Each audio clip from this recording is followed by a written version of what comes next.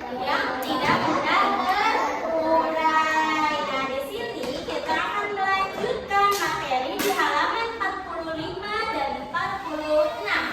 Di halaman 45 ini dibahas tentang memilah sampah. Sebelumnya udah dibaca dulu belum? Nah ini udah. Apa memilah sampah itu? Mengelompokkan sampah sesuai jenis,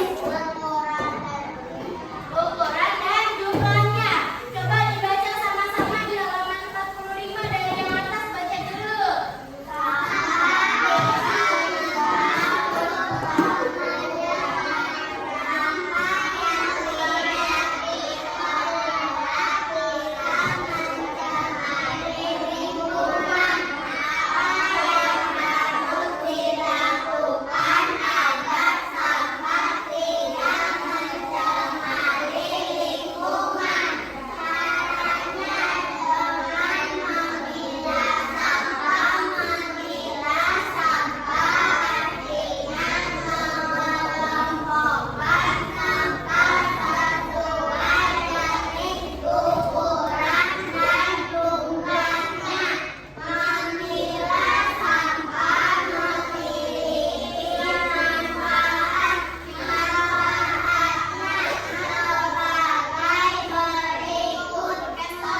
Manfaat yang pertama mau dibacakan oleh siapa? Siapa yang berani membacakan? Angkat tangan. Oke, silakan. Baca dengan suara yang lantang, Farel. 1. Memilah sampah bisa mengurangi tumpukan sampah. Semakin sedikit sampah yang menumpuk, maka semakin baik pula lingkungan. Sampah yang menumpuk bisa mengganggu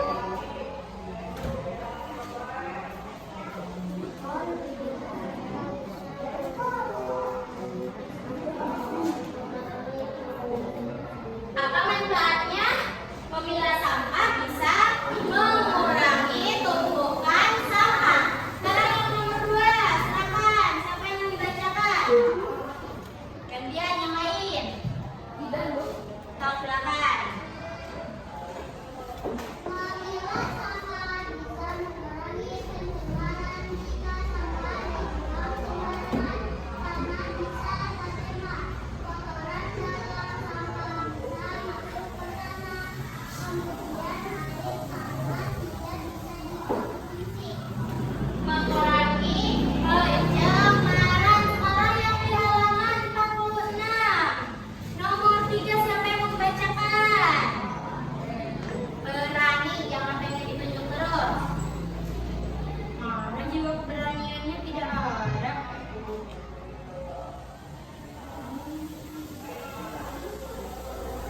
Jangan lupa malu-malu, tapi langsung aja angkat tangan supaya disuruh baca. Ada di buku bacaannya juga. Silakan, Adel.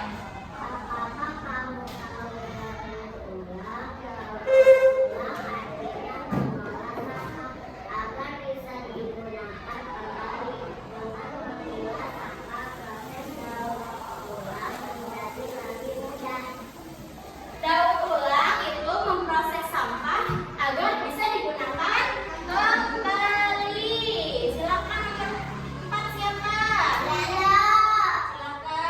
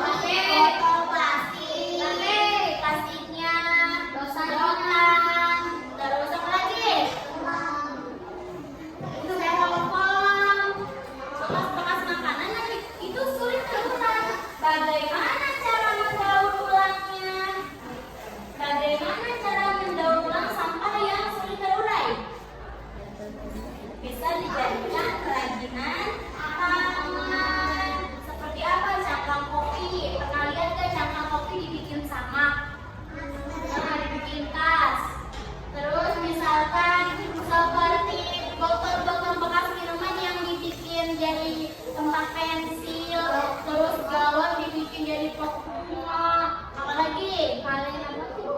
Hah? Kaleng negatif. Jadi apa kaleng negatif? Oh, jadi celengan bisa.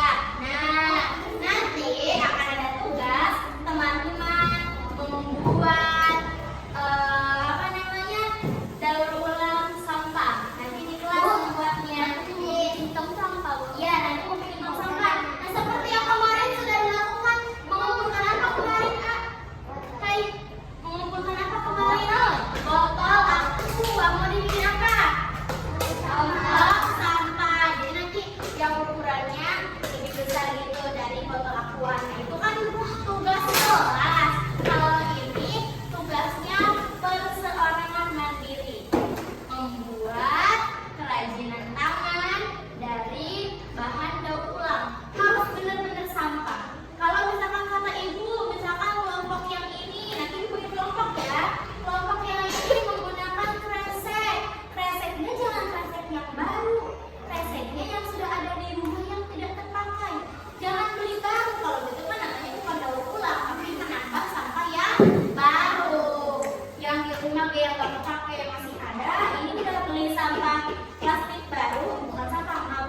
Beli plastik baru jadikan kerajinan, nanti jadi sampah dong kalau gitu. Nambah sampah baru. Jadi kalau ibu suruh menggunakan plastik, misalkan plastiknya harus yang benar-benar bekas ya. Terus botol, jangan sengaja beli aqua atau tukang rongsokan nyari botol, jangan.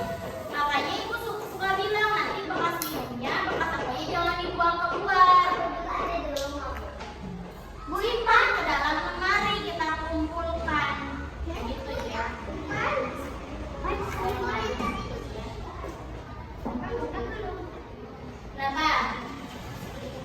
Nah gitu, kira-kira bagi kelompoknya mau kapan nih?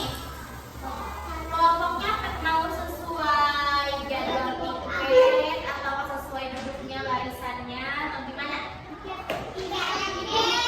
Enggak Bu, kayaknya sih sesuai barisan aja ya duduknya. Tapi bukan yang sekarang yang seperti biasanya. Nanti ibu bagi kelompok sesuai barisannya. Misalkan ini kelompok 1, kelompok 2, kelompok 3, kelompok 4. Nanti kelompok 1 membuat sampah daur ulang kerajinan dari bahan daur ulangnya, misalkan dari botol plastik, misalkan yang ini dari kresek, yang ini dari apa gitu ya. Nanti ibu buatkan kelompoknya.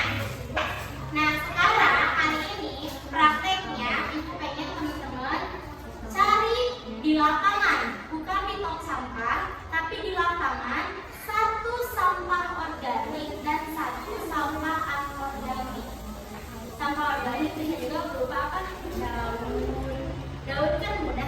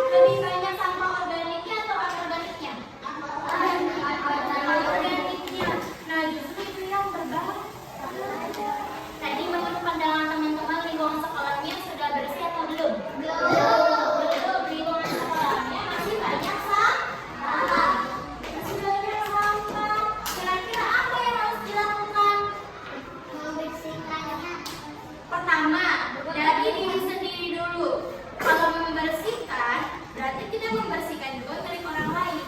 Setidaknya satu hal yang harus teman-teman tanamkan dalam diri, ketika kalian selesai makan sesuatu, selesai memainkan sesuatu, memegang sesuatu, kalau sudah tidak digunakan, buangnya ke tempat sampah. Itu aja dulu, terapkan pada diri sendiri. Kalau ada sampah, kalau punya sampah, langsung buang ke tempat sampah. Jangan sampai tangan kalian membuang sampah sembarangan. Dijaga tangannya. Coba tangannya diangkat. Aku berjanji. Tidak akan membuang sampah sembarangan. Dan akan selalu menyimpan sampah pada tempatnya. Selalu menyimpan sampah pada tempatnya. Perjanjian, Lip? Ya, ingat.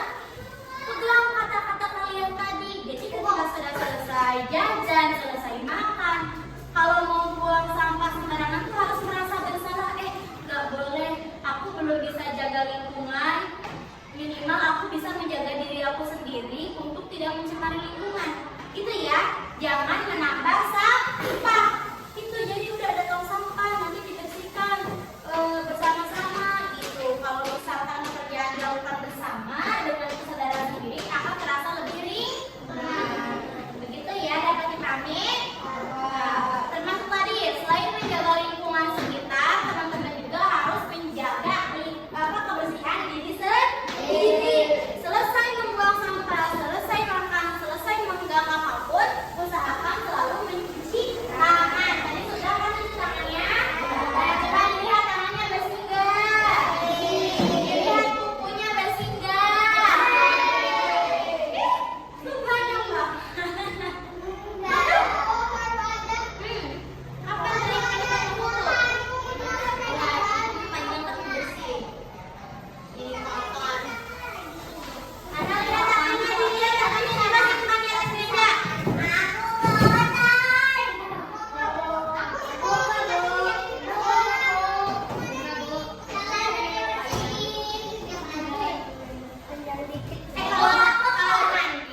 Kalau mandi sabunan bandar, ini juga kukunya dibersihin ya.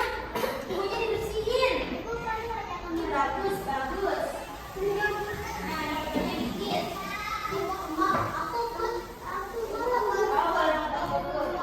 Ya berarti kalau pas mandi pas cuci tangan belum bersih. Sekarang udah hari Sabtu, udah lama. Foto kukunya seminggu sekali boleh. Ya begitu ya. Nah, itu tadi materi tentang memilah sampah. Seharusnya di sekolah kita itu sebetulnya sudah ada. Jadi tong sampah itu dibedakan. Setiap di depan kelas itu ada 2 tong sampah. Ada sampah khusus organik dan sampah khusus anorganik. Harusnya seperti itu. Cuma mungkin karena sekarang tong sampahnya pada hilang terus, jadi di depan kelas hanya ada 1. Nanti kita coba terapkan. Kita beli tong sampah lagi. Pisahkan antara sampah organik dan sampah anorganik. Jadi nanti kita bisa mendaur ulang dengan mudah. Oh, tidak usah pilah-pilah sampah lagi di tong sampah, tapi udah tahu ini sampah khusus organik, ini sampah khusus anorganik. Begitu ya.